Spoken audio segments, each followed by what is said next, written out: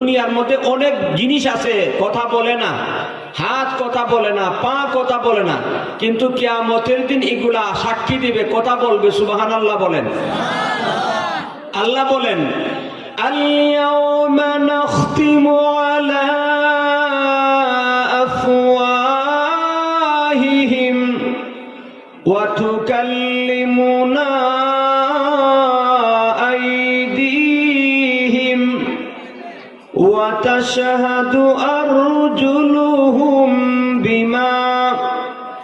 বিমা কানু ইয়াকসিবুন।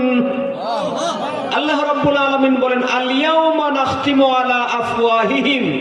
ও মানুষ, পাপীদেরকে আল্লাহ জিজ্ঞেস করবে, পাপী পাপ করলে কেন? আল্লাহর সামনে অস্বীকার করে বলবে, আল্লাহ পাপ করছি না। তাহলে তোর আমলনামার মধ্যে পাপ আইলো কে থেকে? বলবে, আপনার ফেরেশতারা আমার সাথে দুশমনি করে পাপ লেখছে। আল্লাহ বলবেন, আচ্ছা আমার ফেরেশতারা দুশমনি করছে, তো তোর বডির আমি সাক্ষী বানাবো। ঠিক আছে, থাক। তখন আল্লাহ রাব্বুল আলামিন তার জবানের মধ্যে জবানটা তালা লাগিয়ে দিবে। আল্লাহ বলেন, আল-ইয়াওমা নাখতিমু আলা আফওয়াহিহিম। আজকের দিন আমি তোমার জবানকে বন্ধ করে দেব।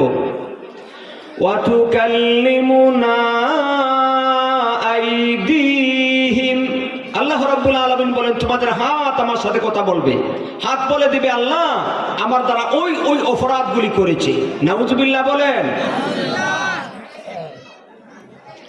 ওয়া তাশহাদু আরজুলুহুম বিমা কানু ইয়াকসিবুন।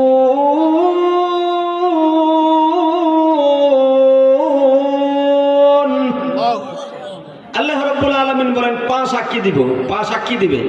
ওয়া তাশহাদু আরজুলুহুম, পা কথা বলবে। পায়ে আল্লাহর কাছে বলে দিবে, আল্লাহ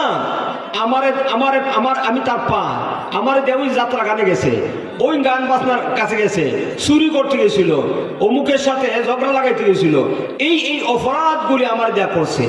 আচ্ছা, ওই সময় কি অস্বীকার করার সুযোগ আসেনি?